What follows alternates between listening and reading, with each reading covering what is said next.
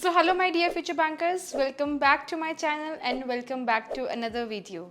ठीक है, इस वीडियो का काफ़ी ज़्यादा टाइम से वेट हो रहा था and this is all about current affairs. तो मेरी जो पहली वीडियो थी इस यूट्यूब चैनल पर स्ट्रैटेजीज़ के ऊपर, तो वो करंट अफेयर्स के ऊपर ही थी। सिंस वो मेरी पहली वीडियो थी तो वो 26 to 27 मिनट्स की चली गई थी, उसके बाद भी एक उसका एक्सटेंडेड पार्ट था। ठीक है, but this video I will try to keep it short. Current affairs को लेकर बहुत सारे डाउट्स हैं एस्पिरेंट्स के मन में, ठीक है, तो I will try to clear those doubts.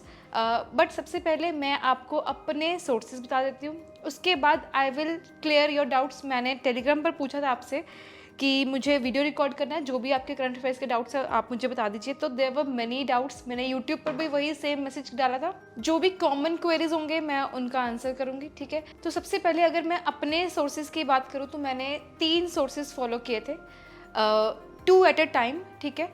Gauravgarh sir का प्राइमरी सोर्स था मेरा, उनका डेली बेसिस पर मैं करती थी एंड साथ में मैंने आशीष गौतम सर का किया था टिल IBPS PO मेंस। उसके बाद मैंने आशीष गौतम सर का साइड करके गौरवगढ़ सर का प्राइमरी प्लस अफेयर्स क्लाउड का वीकली वाला PDF, बस यही फॉलो किया था और कुछ मैंने फॉलो नहीं किया था। PDFs कुछ और रीड नहीं किए थे, बहुत सारे PDFs आते हैं लेकिन मैंने सिर्फ ये दोनों चीज़ों को फॉलो किया था, ठीक है। अब मैं अगर बात करूं कि मैंने क्विजेस कहाँ से लगाए थे, क्विजेस मैंने सब जगह से लगाए थे। टू नेम, प्रैक्टिस मॉक के फ्री वाले क्विजेस मैंने लगाए थे, ठीक है। उसके बाद स्मार्ट कीड़ा के मैंने पेड वाले लगाए थे एंड हाँ, एक चीज़ मैं यहाँ पे और बता दूँ, जो मेरी फर्स्ट स्ट्रैटेजी वीडियो थी करंट अफेयर्स के ऊपर, वहाँ पे मैं ये सब बताना भूल गई थी कि कौन सा पेड था कौन सा फ्री था।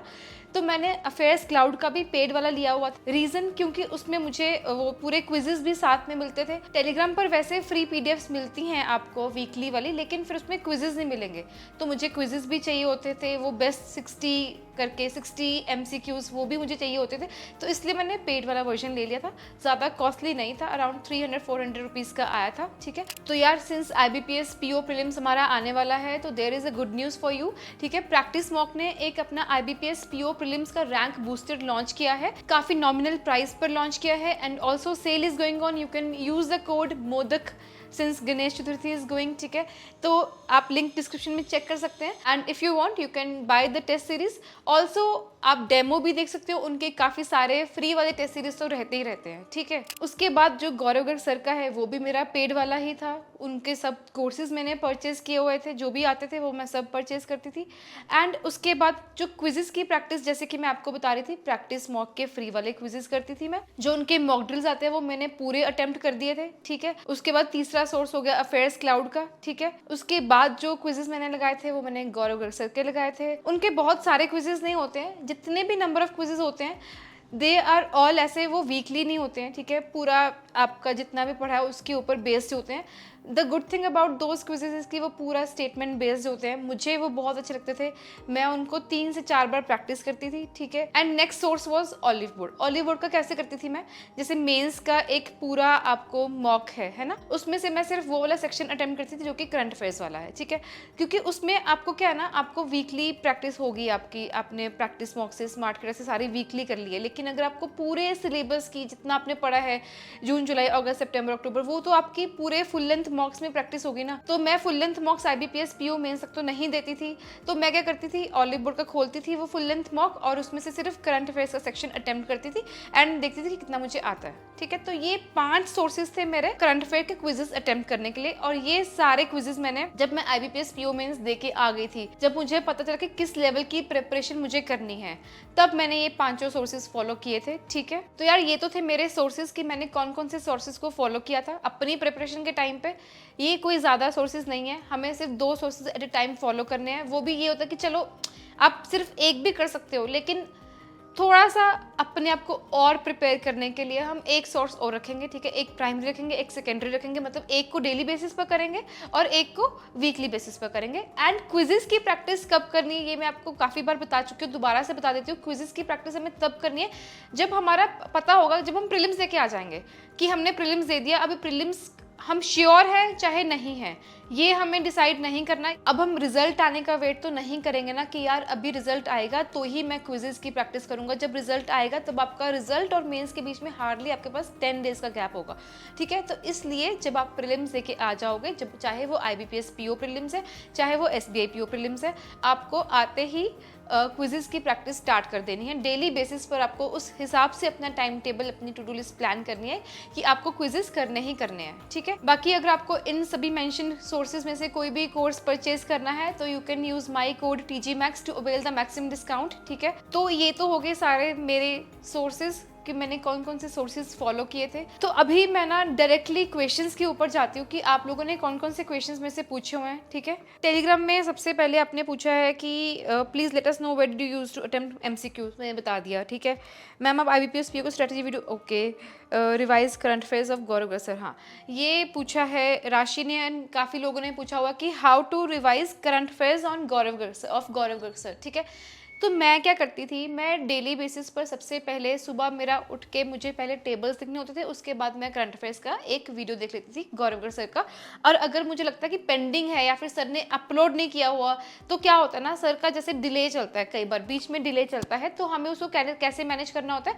जैसे सर ने सपोज 3-4 दिन का नहीं डाला हुआ, उसके बाद एक ही दिन में 3-4 दिन का डाल दिया, तो उसी दिन पे बैठ के ना आपको बाकी का थोड़ा सा कट करके, क्योंकि क्या होता है हम तब सिर्फ मेंस की प्रिपरेशन कर रहे होते हैं, थोड़ी बहुत प्रीलिम्स की कर रहे होते हैं, प्रीलिम्स का हम साइडलाइन कर देते हैं, तब हमारी प्रिपरेशन मेंस प्लस प्रीलिम्स हो जाती है, ठीक है। तो मेंस में क्या होता है, हमें सिर्फ क्वेश्चंस की प्रैक्टिस करनी होती है, कॉन्सेप्ट हम सारे समझ गए होते हैं। तो थोड़ा सा जैसे डिले चल रहा है तो डिले को कवर करने के लिए मैं तो ऐसे करती थी, कुछ टाइम क्वांट को या फिर रीजनिंग को या फिर इंग्लिश को कम देके उस दिन जिस दिन वो डिले वाले सारी वीडियोस आ गई हैं, उस दिन को सारी वो अगर 4 वीडियोस है तो मैं 2 वीडियोस सुबह देखती थी, 2 वीडियोस रात को देखती थी। उसके बाद उनका PDF पढ़ के तो क्या करती थी ना, मैं 4 वीडियोस है, ठीक है, 2 वीडियोस मैंने सुबह देखी, 2 वीडियोस मैंने रात को देखी।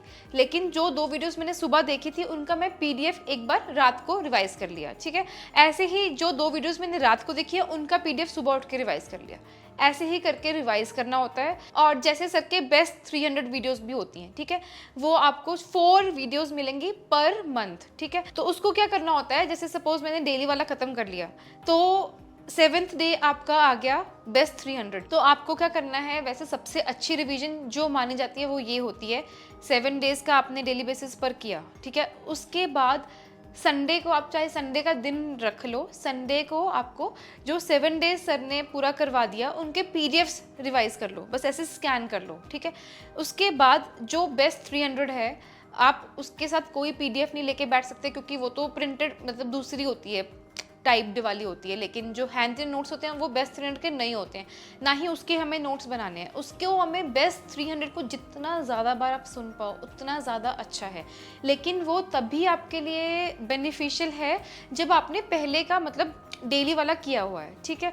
तो हाँ, 7 डेज का हमने पहले रिवाइज किया, संडे को पूरा स्कैन कर लिया, बस पढ़ना नहीं होता, स्कैन करना है, ठीक है। 7 डेज का पढ़ने में आई नो आपको टाइम लगेगा, आपको आराम से 3 to 4 आवर्स लग जाएंगे, ठीक है। उसके बाद बेस्ट 300 हार्डली मुझे लगता है 40 मिनट्स का ही होता है, तो उसको आपने पढ़ लिया, रिवाइज कर लिया, साथ में वीडियो सुना and then you jump to the normal. तो फिर हम डेली वाला स्टार्ट कर देंगे, 8 to 16 हम डेली वाला करेंगे एंड देन संडे को हम फिर से क्या करेंगे, जो पहले वाला बेस्ट 300 था ना उसको भी आपको करना है एंड देन न्यू वाला भी करना है और 8 to 16 के वीक वाले PDF को भी रिवाइज करना है, ठीक है।